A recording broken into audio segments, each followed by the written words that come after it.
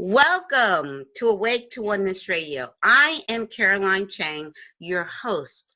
The mission of Awake to Oneness Radio is to inspire the world to awaken to the universal truth of oneness. Science is teaching us that all life is interconnected and interdependent. And ancient wisdom and spirituality has been teaching this for eons. Hold on one second. Sorry about that. Forgot to turn off the phone, everyone. But yes, science has been teaching us that all life is interconnected. And for eons, spirituality and ancient wisdom has also been teaching us that all life is interconnected and we're all one. So what you do to one person, you're literally doing to another aspect of yourself. And when mankind awakens to the truth of oneness, there will be peace on earth. Our show topic is still right here with Suzanne Giesemann. Suzanne has been with me for this is her third appearance on Awake to Oneness Radio. Welcome, Suzanne. Thank you, Carolyn. Great to be back with you. Yes, and still right here is the title of your new book that you just released. So please, I know my normal listeners, my followers, know who you are. I talk about you all the time. But there might be some people tuning in for the first time. So if you can give a brief background on who you are, we would love that. Okay, you're making me laugh because the name of the show is Awake to Oneness. And more I've been doing that, and I've been really working on getting rid of identifying with the story. So for me to sit here and run off a list of I am this, I am that, just gets me deeper into the story, which cracks me up because it's exactly what I'm trying not to do these days. But our stories are why we're here, to live these stories for how they help us and help each other learn and grow. So here's my story. Yes. Suzanne's story is that I spent 20 years as a Navy officer, retired as a commander, and was commanding officer in the Navy, and greatest honor was being aide to the chairman of the Joint Chiefs of Staff. That's the highest ranking officer in the U.S. And then after I retired from the Navy, set off sailing with my husband. We were just going to sail into the sunset, and we did that until we got the news that Ty's daughter, Susan, had been struck and killed by lightning. And that literally took the wind out of our sails. We stopped sailing. We came back to the United States, and I started really diving into the spiritual path to learn more about where Susan is now. And along the way, discovered that I can communicate with those on the other side. I know we all have that ability, but I took my husband to a medium, and the healing effects of that session was so great that I said, I'm going to write about mediumship. Once I discovered that I am a medium, that's become my whole life focus. Bringing that healing to others that we receive from a medium, bringing the messages of the greater reality to people, helping people know, like the title of my new book, that our loved ones who have passed are still right here. Yes.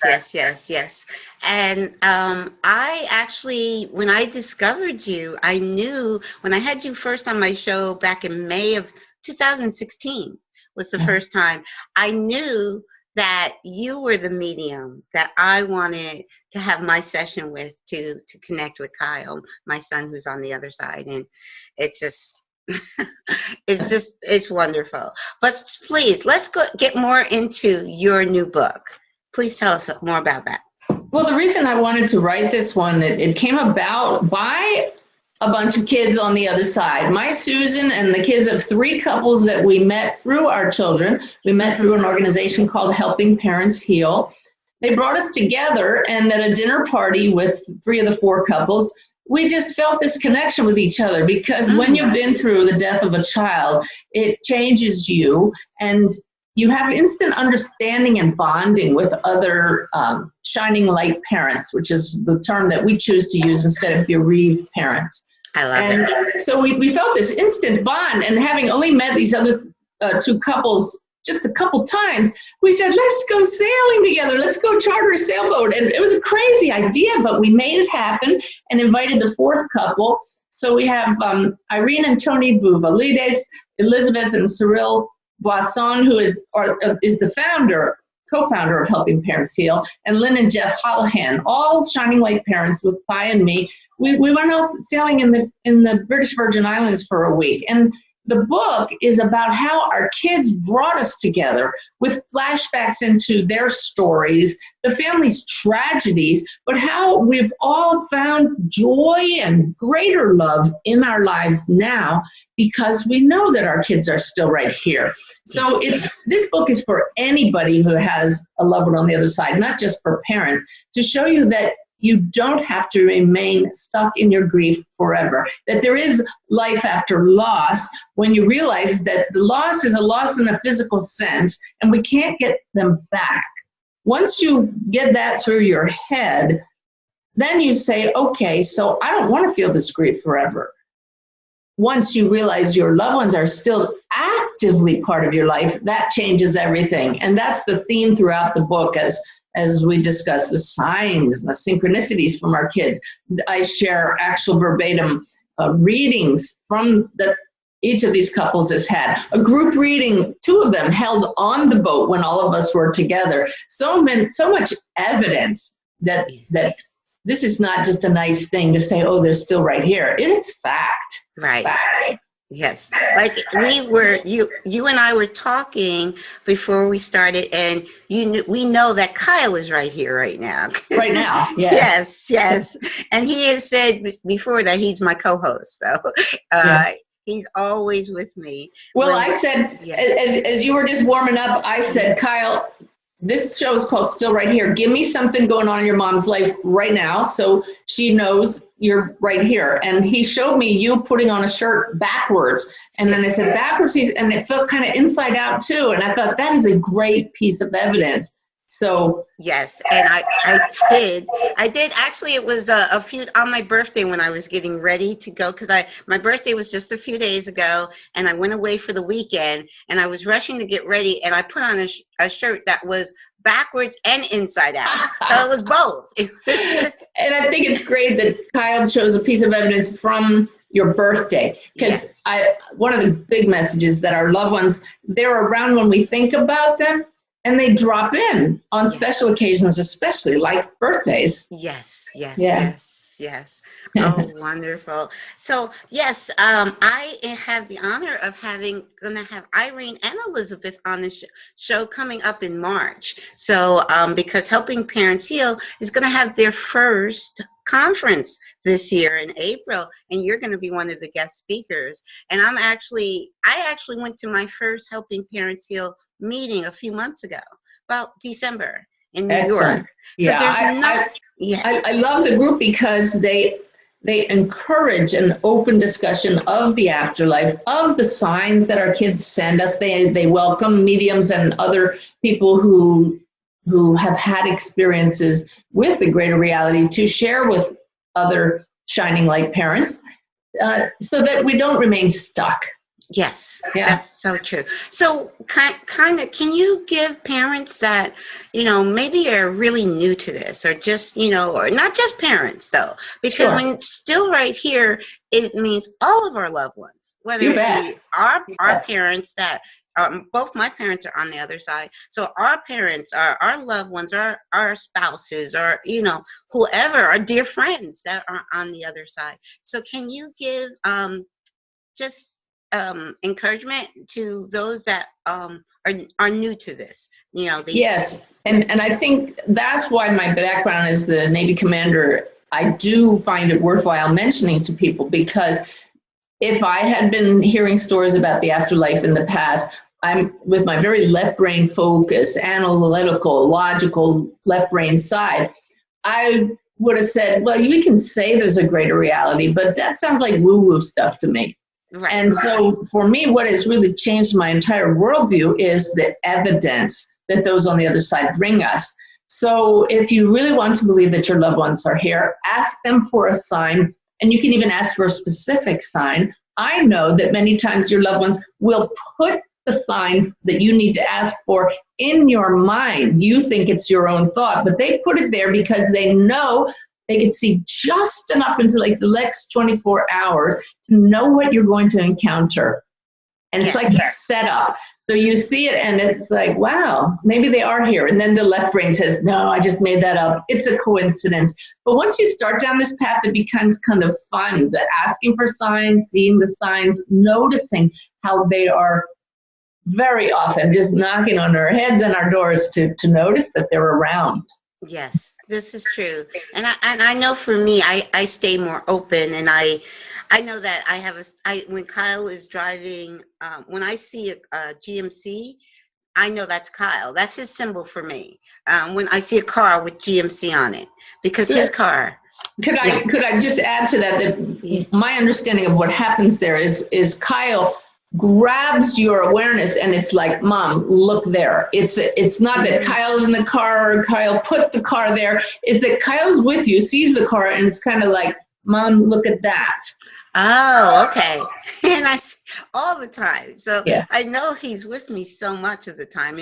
And I get, because when people find out that my son is on the other side, they go, oh, I'm so sorry. And I say, it's okay. It's like I'm almost consoling them, because I'm so joyful, because I do know he's not gone. I know he's still with me. So it brings such a peace. Yes. Yes. Now, I would like to share with you and the listeners some really hardcore evidence, because the GMC is beautiful. That's your repetitive sign. But the left brain people would say that we see GMCs all the time. You and I know it's more than that. But if I could share just like one story to show people that it goes way beyond just a butterfly that flies by. Yes. I want to use the story of, you may know Colleen Smith. I've had her in some of my monthly webinars. Her son, Austin, is on the other side. And I've given Colleen 2 readings. And the second reading, because in the first reading, he gave me all the standard evidence I like to hear in my readings, such as, how did you pass? What kind of work did you do? What were you like when you were here? He had gotten all of that out of the way in the first reading, and it very accurately came through. So in the second reading, on the anniversary of his passing, the 1-year anniversary, he filled that reading with telling me things going on in his family's life now to show them that he's still right here. And they were just amazing. For example, he started off showing me a note card with a feather on the side of it. The feather was lying on its side. And I said, he's showing me, Mom, you're writing a card like that. She sent me a picture of it that day. She had written a note card, and nothing was on the front of that card except one single feather laying on its side. And it was a thank you note she wrote to a woman who had been taking care of Austin's cat while they were out of town. So what does that tell us? That he knows she was doing that he knows it had to do with his cat. Then he went on to show me a bottle of Johnny Walker Black whiskey or scotch, whatever it is. I don't drink it, but he showed me the bottle of Johnny Walker Black. He showed me the bottle was open, that it was in front of his mom and dad, who were talking to me on Zoom like we are now, and that they had toasted him with this. And they looked surprised. They said, we're looking at it. It's up on the bar in front of us. I couldn't tell they were looking at a bar. All I saw was the living room behind them. And they said, it's a bottle of Johnny Walker Black. We toasted him on his birthday with that bottle. So it's open. You want some more from Austin? Oh, yeah. So, I remember in their first reading, it was in person. They drove up in a red truck. So in this second reading, I wondered why Austin showed me that same red truck again. I said, I already know they have a red truck. And he said, yeah, but the oil needs changed. And I thought, oh, that's kind of funny. So I reported that. And his dad said, the oil change light just came on the truck yesterday, and Austin was the one who always took care of it. Oh, wow. And then 2 more things, all current events in their lives, all things that I could not have known. 3 more things. 1, my lips got all tingly like they do when somebody on the other side has had a stroke. But Austin pointed away, and now. I see like charades. And what he was showing me was his sister was having some kind of neurological problem now. And in fact, that week she had suffered a seizure, the first one ever, his sister. And here, Austin was a medical doctor. And he gave his mom all kinds of advice about, I know the doctor is saying this, but I want you to check that. Okay. Austin showed me that his medical jacket was still hanging on a hanger on a closet door in Colleen's house with a stethoscope hanging around the neck. And indeed it was. She sent me a picture of it later, and he told me she talks to the jacket, and indeed she does. Okay. And I think the one that really got me the most in that section, well, they were all really awesome. He showed me a goldfish, and I said, why are you showing me that? And I kind of zoomed out in my mind's eye, and it was a goldfish in a plastic bag with water in it, like you get in a pet store. I said, Austin, silently, where was this and what was going on? We zoomed out, and I saw PetSmart in my mind's eye, and he said, my brother, now. So I said, I believe Austin's telling me that his brother was just at a PetSmart and bought a goldfish. 100% accurate the day before the reading. Wow. So it's just so clear. Our loved ones are not gone. They've moved to a reality of through this glass that we can't see through, but they see us, and they drop in and they know what's going on in our lives. This is so true. Yes, Yeah. so true. It's interesting. You say, John, I don't know anything about alcohol, whiskey. I have a glass of wine every now and then, but the one thing that my neighbor, I have a neighbor that helps me out. I'm single, so he helps me with the snow and the grass, and I get him every year for Christmas, Johnny Walker Black. That's all I know about Johnny funny. Walker Black. And it's like, okay, so I think it is whiskey. So, but yeah, and actually Kyle liked that too. Yeah, Kyle's saying right now that you don't drink it because you're already hyper and you get absolutely silly immediately. He tells me it is not the taste, it's what it does to you. He's saying this right now. Kyle is telling too much of my business, but no, that's absolutely true. I was told when I was a kid, I had this natural bubbliness. You never need to drink. You're just naturally high. This is so true.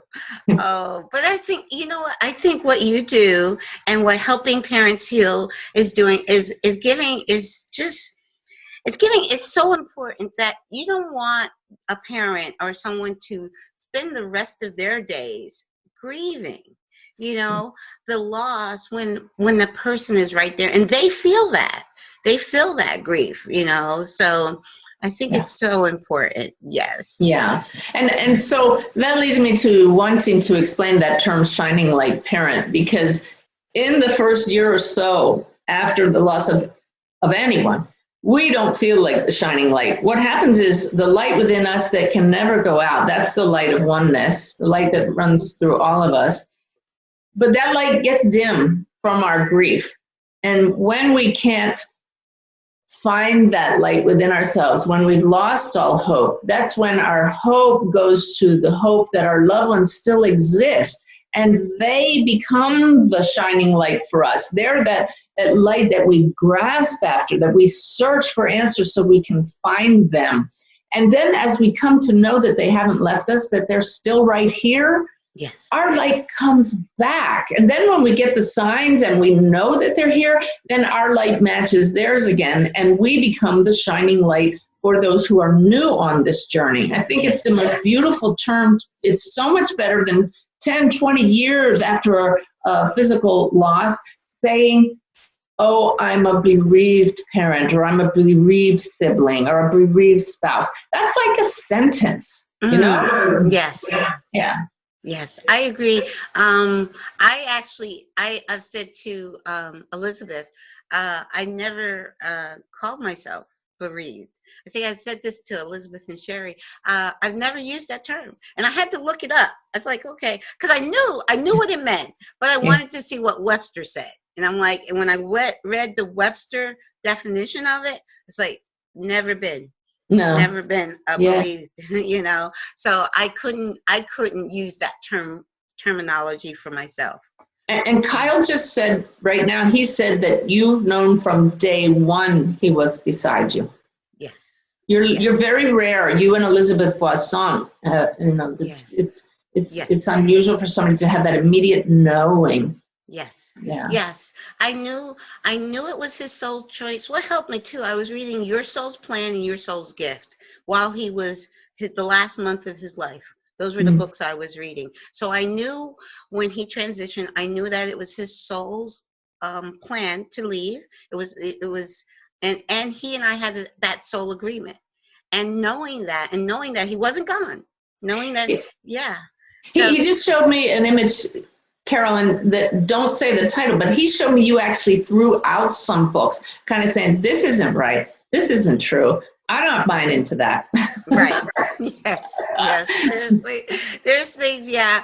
But also diversity is important in oneness too, because there are a lot of people in my surroundings that are very, and I believe that everything about oneness is in the Bible. That I believe.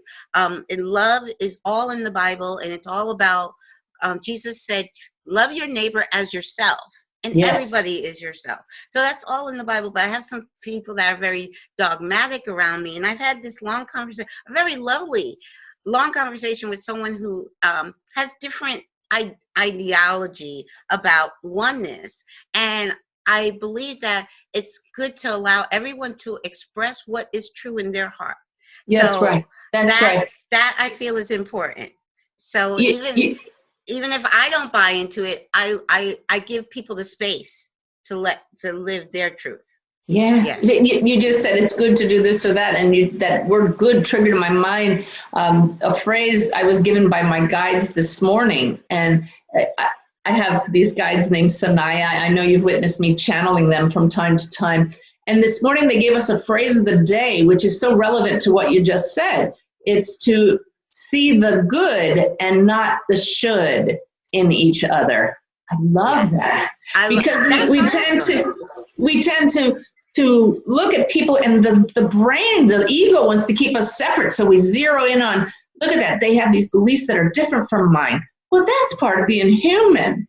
Yes. So instead of saying, well, you should think like I do, or you shouldn't do that, if we see the good in them, that's there just as much also. Yes, exactly.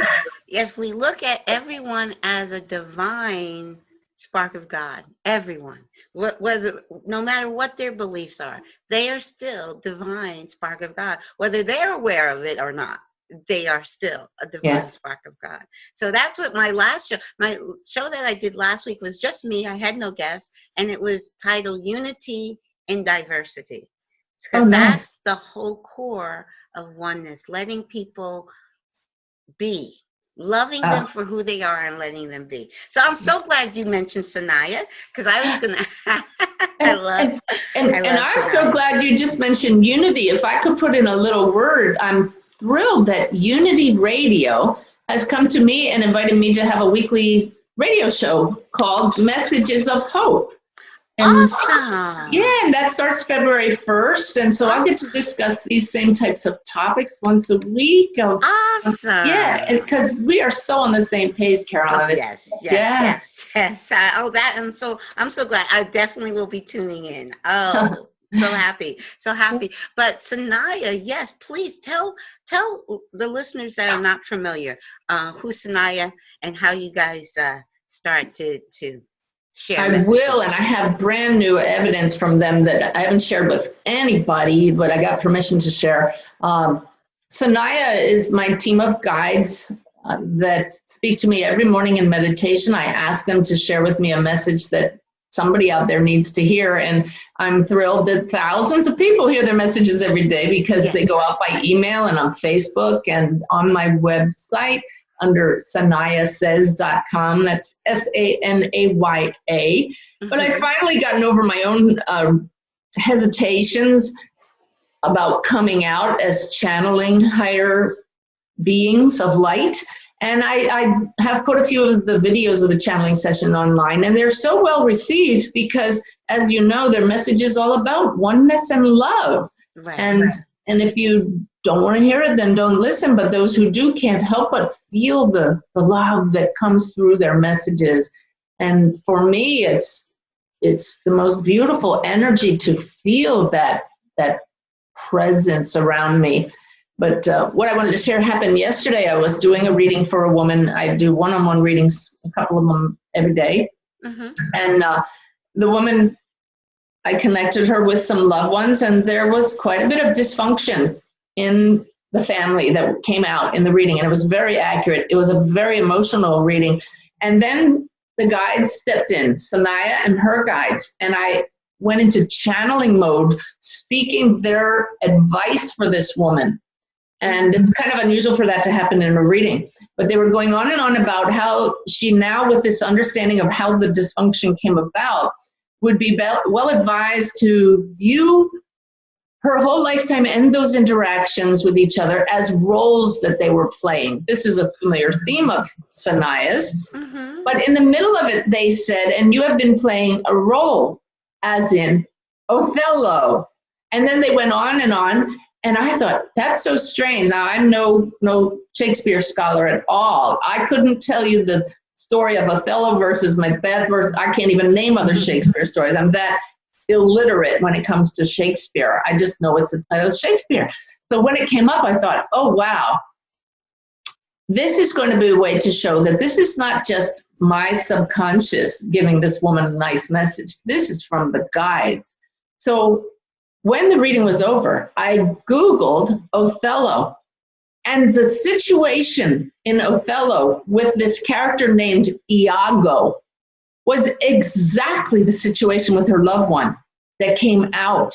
The dishonesty, the lies, the treachery, the character was identical. I sent it to this woman and I said, look, this is your evidence that the guides were given this. They know what was going on in your situation, because I've never even heard of Iago. Right. Wait till you hear this.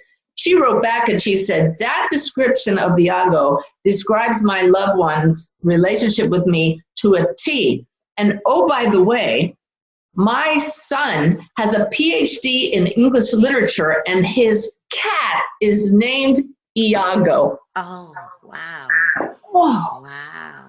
So this channeling is very real. We're tapping into higher guidance, because I love it's Einstein who said, no challenge can be solved at the level at which it originated. And this human earth school is just one level. And when we learn to tap into higher levels where light beings are real and have this perspective looking down on the roles that we're all playing here, the guidance and insights that we get are fantastic. Wow. You know what? It's so amazing how, wow, you had that experience yesterday. I told you, okay, first of all, my father played Othello off Broadway. No! So I know that is like, that and Romeo and Juliet are my only two Shakespearean plays that I do know. Because my father, when I was 5 years old, my father played Othello off Broadway, and I was 5 years old in the theater, and I see, because his name, he kills his wife at the end of the play, and I'm 5 years old. Imagine this. No. I'm 5 years old, and that's my father on stage killing this woman. I'm in tears. I'm thinking it really happened, and I go back. I'm like, they had to. No, she's not dead. He didn't kill. It's like, you don't take a 5-year-old.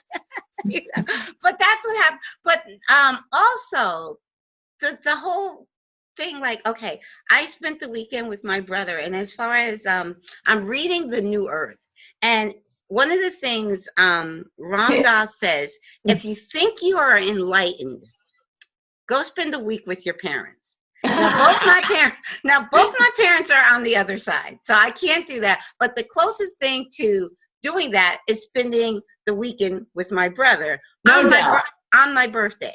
Yeah. So here's the thing, though. When I get there, all of those feelings I felt growing up kind of came, like, I'm like, it's my birthday. I feel like nobody's paying attention to me on my birthday. But I had that feeling only lasted for a second, and then I started to laugh at it.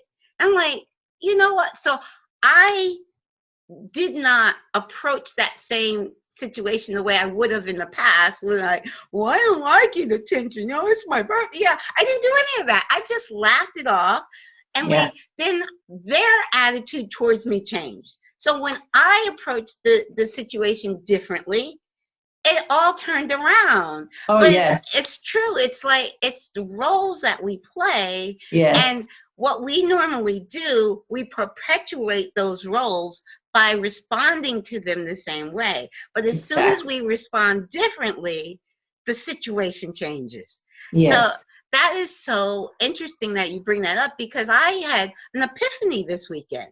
Like, it's wonderful. Yeah. I had the same one, the same kind of epiphany, and it's because there's, as Sanaya says all the time, there's nothing new under the sun. We just keep learning these lessons till we get it right. And Sanaya has talked about shoulds many times, but it didn't really strike me until I was uncomfortable in a relationship with a loved one recently, and I was shown very clearly, you need to discover your unspoken and even unconscious shoulds. In your case, you heard yourself saying, they should be paying attention to me on my birthday. And because you were able to laugh at that, it changed everything. And that's what I did. I sat and I said, what are my shoulds here? I'm saying that person should be thinking this way and thinking that way. Well, who am I to say that? I shouldn't be thinking that way. You know, so we're getting off topic here, but it's all, look at that, how all of us go through the same things. Yes, we do. We really do. And when the same thing keeps occurring, and different faces, same situation, it's us that have to make that change on how we respond to it. And when we make that change, I witnessed for my own self how instantly, when I made a change to how I approached the situation, everything changed. Their response to me was totally, I ended up having a great weekend, and it was all because I changed. The change started with me. So I think that is a really great message for people to understand, that if there's situations in their lives that just keeps occurring and occurring and occurring, this change has to start within. Yeah. Wonderful. Yeah. Wonderful. So that's so cool. So now, why is it when you were talking, as you're talking and saying you had a great weekend, your Kyle is showing me you splashing in water. You're up north and it's cold. Oh. Did you go to a spa or a bath or something? Splashing? No, not this weekend, but okay. I'm a water person. Now, it could be because I'm seeing those, as you're talking, I'm seeing behind you those waterfalls. I don't know if you actually went swimming there, but it's this, he's splashing. He's showing me you in the water, kind of throwing it up around you. Ah, well, he knows that's what I love to do. I am going, planning a trip. Maybe he's thinking ahead, but and I'm a water person. But waterfalls, yes, that's my symbol. Waterfalls is a symbol of abundance. So that's, I have waterfalls. That's my feng shui. Feng shui for abundance is waterfalls. Okay. And fountains. So I keep them around me. Oh, I see that beautiful butterfly. That's yours. Is that the one I got you? Yes, yes. Oh. And I didn't just put it up there for this show. That's where it is all the time now. Oh my goodness. Oh, thank you. I'm so honored. Thank you. Well, that just spoke to me. I had to get that when I saw it. It was and I want to tell your listeners why, and that's because I'm on this path because of butterflies. After Susan passed, I was just praying, Susan, you've got to show yourself to me. I want to see you. This is before I even knew if the spirit world was real. I somehow thought she would just appear to me in front of me, and she didn't. But that first week after she passed, I had 3 truly astounding experiences with butterflies. One followed our sailboat for 2 days at sea. You just don't see that. And the moment I noticed it, it flew right between my husband and me in the cockpit of the boat. And the very next paragraph I read in the book I was reading about the afterlife said, the spirit world often sends you signs as subtle as a butterfly in December. And I said, oh my gosh, or on the Aegean Sea, which is where we were.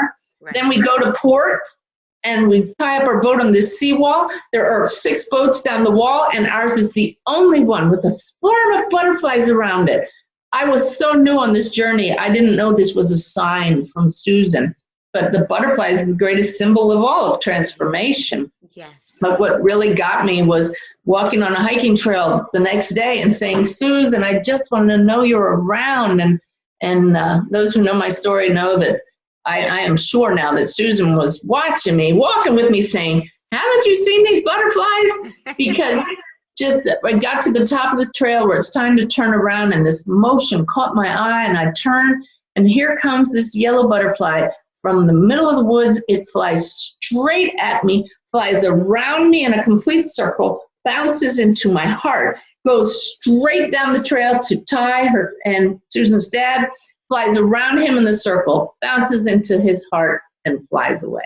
Wow. It's like, so the fact that you give me a butterfly, that's my constant reminder here in the chair where I do my readings. Yes. Oh, yeah. Wow. Perfect. It is so true. I just, yeah, this one, you know what, this path is just so wonderful that I feel like every moment is just, it's like I'm just waiting. I can't even find words for how I feel. I can give you words because I know how you feel, because we're both just loving this together. It's an excited expectancy, because you know that every moment is full of possibilities of showing us this connectedness with each other and with the other side. So it's a moment, it's instead of waking up saying, oh God, another day, you wake up and you say, what's going to happen today? Yes. And it's just joyful.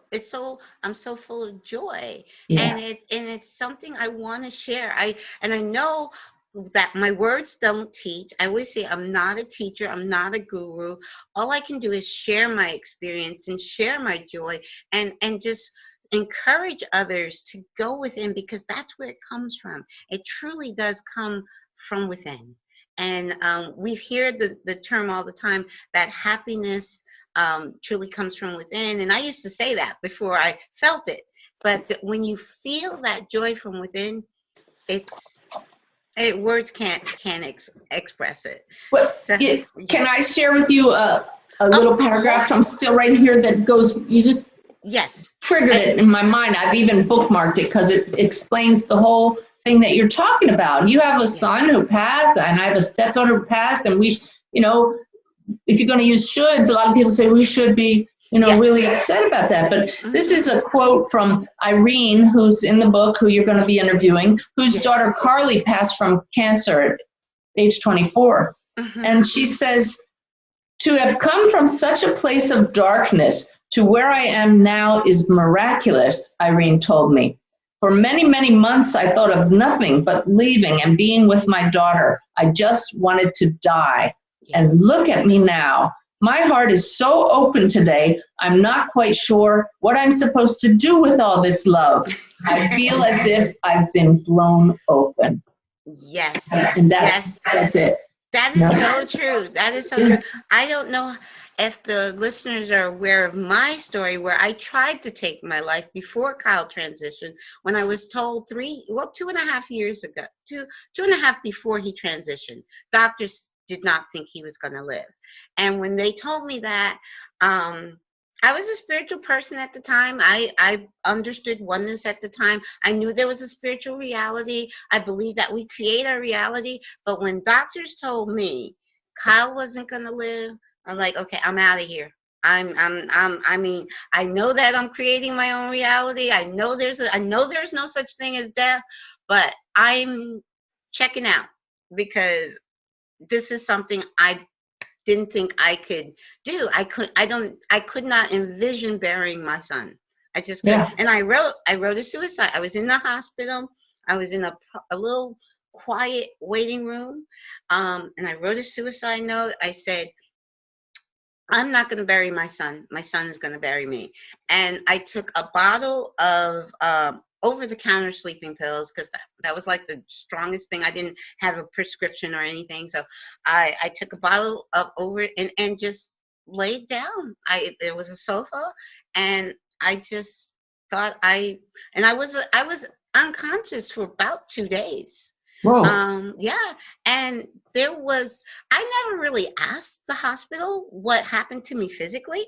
Maybe I should ask them to look at those records, but I woke up and was fine. And Kyle, a week later, took himself off life support, and we both went home.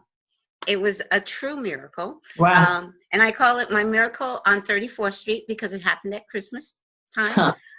So and the hospital was on 34th Street in Philadelphia. So yeah. So look back at, we look at people and we say, it doesn't help to ask why somebody passed. The question has no satisfying answer until we get to the other side, really. Right. But what we do ask is, so what do you do as a result of the passing? And here's the answer. Look at what you've done as a result of Kyle's passing. You have your show, you're helping people with sharing the messages of oneness, and yes. And so there's a reason we're still here. Yes, exactly. And I do believe every soul, I believe we're all divine sparks of God. And we do decide when to come to this earth school, and we decide when to go. And sometimes we might be here a day. We might be here a month. We might be here 100 years. It's all our soul's choice. So it's free will choice by the soul level.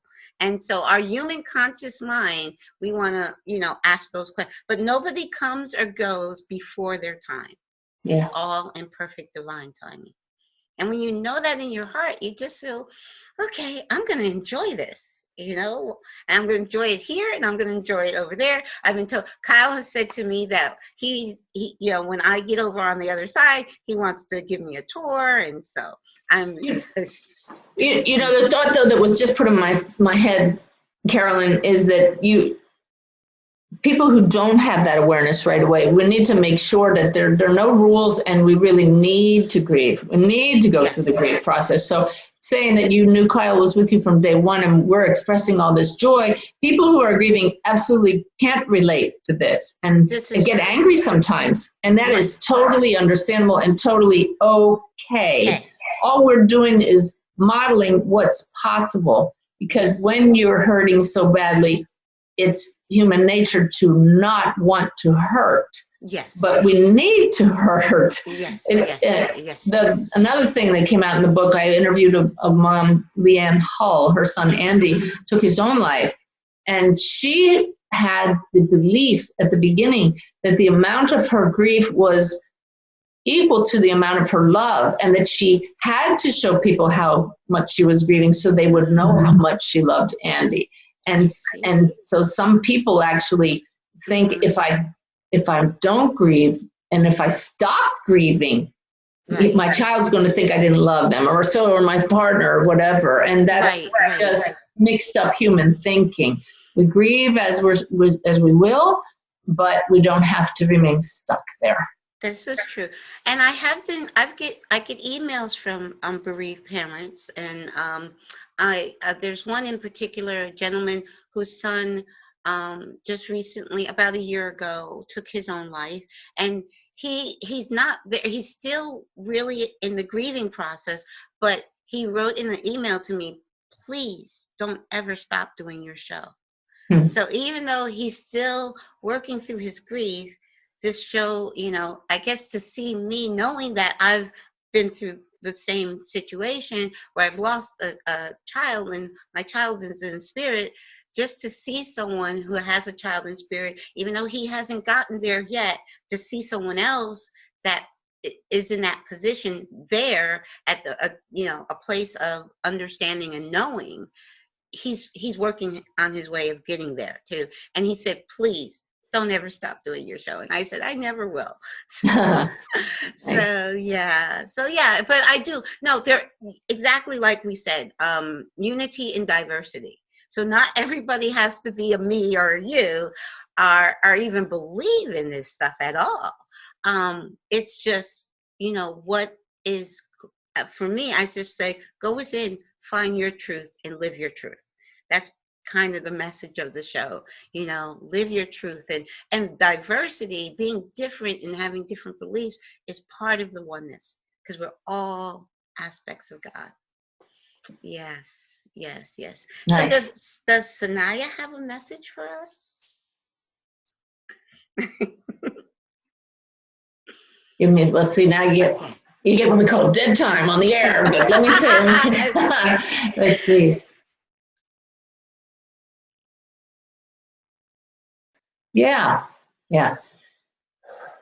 They're saying that word anger that just came up in talking about people listening to these messages, and they're saying that to pay attention if somebody hears something anytime from somebody and it causes anger in you, that is to be appreciated, because that anger can become a trigger, a sign to look at the pushback. They're saying there is always a should behind anger. I should be allowed to grieve, or you shouldn't tell me what to do, or you shouldn't tell me how fast to recover. So the message for today is to pay attention to anger and your angry responses to others, and look for what your should is behind the anger. Yes. And they said part 2, because the shoulds go with the role you're playing. The shoulds go with the story. And the story and the role is not the real you. This is the thing we haven't really talked about. 2 levels to us: the story and the role we're playing, and the soul. It's like an inverted iceberg. Our story, our role that has all the shoulds, is the little tip of the iceberg. The soul is so much bigger. And when we identify with the role, that's when we suffer. When we identify with the shoulds, we get stuck. That's my should. Life should be this way. But that's only the role. The soul doesn't play a role. The soul just is. So if we can get rid of the thoughts and feel that aspect of us that's the soul, there's no anger there. There's no judgment. There's no discomfort at all. There's just peace. There's just peace. If we get back to that spark, that light, that spark within us that you spoke of, comes from the soul and is the same in all souls, because you can't divide up light. Light simply is. So that's the message from them. Oh, so beautiful. That's so beautiful. And that's so true. That's so true.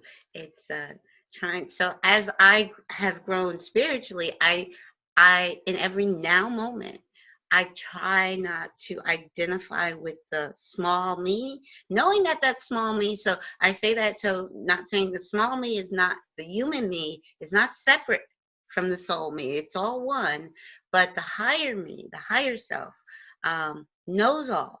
And I try to identify more with the higher self than the small self.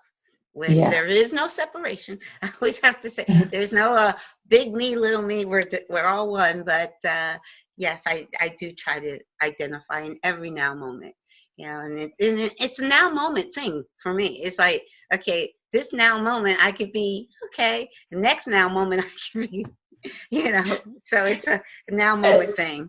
I'll show you, you talk about the now moment. I got an app on my phone. Okay. That pops up. I programmed it for every 40 minutes. And while we were talking, I heard a little buzz. And it says, this is the little pop-up here. It says, practice presence. It's my reminder to be in that now moment, to be simply without thoughts. Yes. That's to me what presence is. It's being still without the thoughts that are completely the story. Mm-hmm. If I don't have any thoughts, what am I? The light. I'm just here, and that's when the insights come in. That's when we create space in our awareness to just see the one life, the one light. Yes. Yeah. Yes, and I love that word awareness. To me, being in the present and awareness kind of go hand in hand. And it's like, even like when I went to my family's house, and for a moment I felt like I was when I was 5, you know, and then I'm like, wait a second, you know, it was the awareness. I came back into the now moment, and I just brought my awareness into what's really going on. And I'm like, okay, that's the story. And I don't have to identify with that story anymore. And I don't have to respond like I did years ago to that story. I can let that story go. Yes. Nice. Yes. It's a wonderful way to live. Yes, it is. It is. I mean, it's for me. So, because I say I don't ever tell anybody this is how they should be. There are no shoulds. There are no shoulds. There are no shoulds. Yeah. Yes. So please share with our listeners how they can find you and what's coming up. Anything special coming up? My gosh, yes. I know April's coming up. Yeah, well, let's see. So we have the new books still right here. You can find my books on Amazon. SuzanneGiesemann.com is the website, or loveatthecenter.com gets you to the same place. So many exciting things, like the radio show starting February 1st on UnityMediaNetwork.org or Unity FM.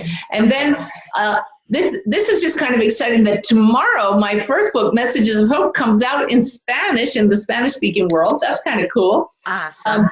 But also, I have some new mediumship training CDs put out by the HemiSync organization. So the very first one, Mediumship, the Training Ground, did so well that February 1st, Mediumship, Building the Power, the second in a series, will be available. Okay. So that's fun. And then a bunch of workshops all over the country, classes. I have the mediumship class that you attended with me is going to be available online in a digital version in about a month. So all kinds of stuff, ways of spreading the messages and the love. Oh, good stuff. Good stuff. Are you going to be up in Pennsylvania anytime coming this year, 2018? Well, I know that we're traveling through Pennsylvania, but I don't know if the schedule allows for a stop. Okay. All right. Yeah. Well, Northeast Corridor. Yes, indeed. We're going northeast this year. Okay. So I will look and see when you're in the Northeast Corridor. Plus, hey, maybe I should go down south. It's nice and warm in Florida. So most of the time. Yes. Yeah. Oh, it's not warm there today? It's cold. It was, 40 this morning, which is pretty warm for you, huh? I laugh, you say 40. But the odd thing, on my birthday a few days ago, it was 60 degrees. Oh, good. Yes. The whole day, and then it went down to like 15. But I mean, the next day it went down, but it was 60 the whole day, and then the next day it went down to like 15. But that was odd. But for my birthday, that's for my birthday. That was just nice. Yes. Mm-hmm. Oh, Suzanne, it's always wonderful having you on Awake to Oneness Radio. And I'm so looking forward to seeing you again in April. Same here. Same here, Carolyn. Yes, this is so Thank you for having me on the show. Thank you. And I always, you're always welcome. And I can't wait to tune in. So you said the first week of February? Yeah, every Thursday starting February 1st, Unity FM. Okay. Mm-hmm. I will look for that. Okay, Thank you so much. Thank you. Take care. I love you. Love you too.